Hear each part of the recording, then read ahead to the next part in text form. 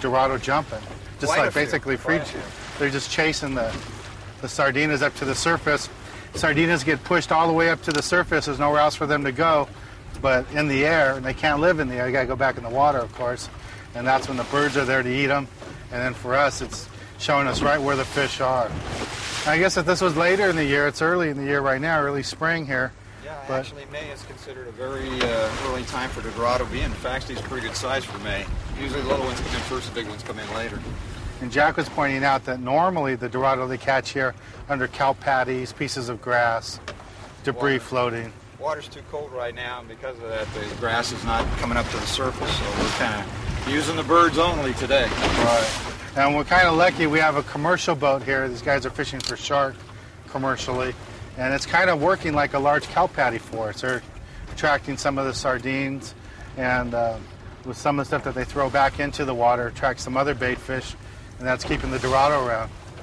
Oh, look, they got a double hook up over there, that other boat. Yeah, there he is. He sucked up that second bait.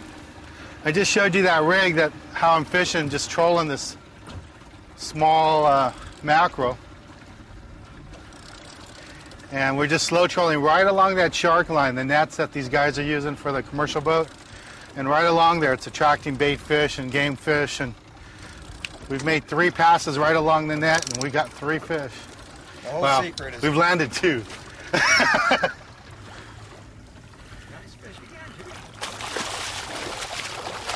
Oh, that was a nice little jump. There we go. Here's a beautiful Dorado. And just pop the hook out. There's that hook I was showing you, 7/0 live bait mustad hook. Beautiful fish. And we'll go ahead and catch him another day. You ready there, guy? You ready, Mr. Dorado? There we go. There he goes. All right. That was neat. Beautiful. Colorful fish we catch. Backlit and everything, just jumping for us. There. I wish I could tie these guys onto the boat and just watch them. Be like a kite. Here he comes. Keep him out here on the side. One more. Oh! Nice. What a jump. That was dramatic. Woke up. All right. Oh, that's one of our bigger ones of the day. Yep. All right, Jose. Thanks for that gaff. Nice. Let's see that one, Jose. How big is that? One That's little. beautiful. 25, 25. Yeah, see? 25 pounds. Yeah, at least. At least, yeah. All right, great. Live bait fishing, it really depends on the size of the fish, and I would say more importantly, even the type of bait you're going to be using. And that's how you want to match up your hooks. Don't worry about picking a hook that's too big or too small for the fish that you're going after. Match the hook with the size of the bait. So if you're going to be fishing with anchovies or small sardines, something like this would be fine. This is a size 2 live bait mustad hook. Now, depending on the size of the bait fish, you keep moving up the size of the hook. Now, the next size up that I would use would be if I was fishing with cut squid or even like a live sardine, something a little bit bigger. That would be like a 3/0 live bait hook. And if I was going to be fishing with whole squid, big live squid, or big mackerel, then I would move all the way up to like a 5/0 hook. That's what this is here. So to show you the knots, I'm going to use a 5/0. And with a 5/0 hook, you'd probably be fishing nothing lighter than 40 or 50 pound test line. And the simplest knot to show you, and the best knot that I like to use, is Palomar knot. But you just tie the loop over, slide the hook through the loop, and then cinch it down. Now whenever you pull down on a hook, make sure that you moisten the line, and take the tension out of it, and you never do it with your fingers. Always use a pair of dikes or the rail or something and slide it down.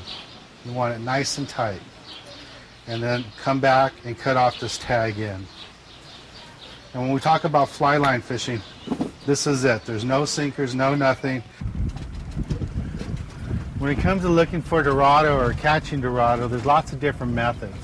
Now you can either troll the large lures, different size lures, like the Zookers, when you're on the large party boats and stuff. Right now we're down in Baja, we're off the coast of Loreto, and what we're doing is a method that the skippers like to use around here, the Ponga guys, is slow trolling. We're using the birds that we see around us, frigate birds, to locate the fish for us. And once we know that there's an area where there's a lot of fish, we even see fish jumping and stuff, we see the birds diving down to steal the bait fish, the sardinas that the fish are trying to eat, and the small mackerel. Then what we do is we slow the boat way down, and what we call slow troll. We get a bait in the water, throw a couple baits in the water, just move the boat a little bit over idle, and just drag a live bait. So what I got here right now is a basic gear I would use in the States for large calicos or small yellowtail. I have a 500 size reel, I have 30-pound test super silver thread, and I have a 5/0 live bait hook. And all we're going to do is just pin on a bait. Now on the boat that we have today, we got large live bait tank. We got plenty of live bait. I'm just going to grab a bait here. That's a little big. All these baits are pretty large. I'm just going to go ahead and grab them here. And because we're going to be moving the whole time, normally when we pin on a mackerel, we would go right through the nostril holes. But we don't want to do that today because we're going to be moving the boat the whole time. So we'll go right through the lower and upper jaw, straight up like that. And we'll just position this right off the side of the boat, behind the boat. Drop it straight back. And we'll just drag it with us right behind the boat. Now as the fish come up, we get bit, we're just going to give it a little bit of line so it can swallow it, grab it good, and let the chance for the hook to get in it. And then we're just going to throw the reel in gear and slam it in gear. It's a real simple deal. Usually when you're Dorado fishing, when you get one fish, you get the whole school.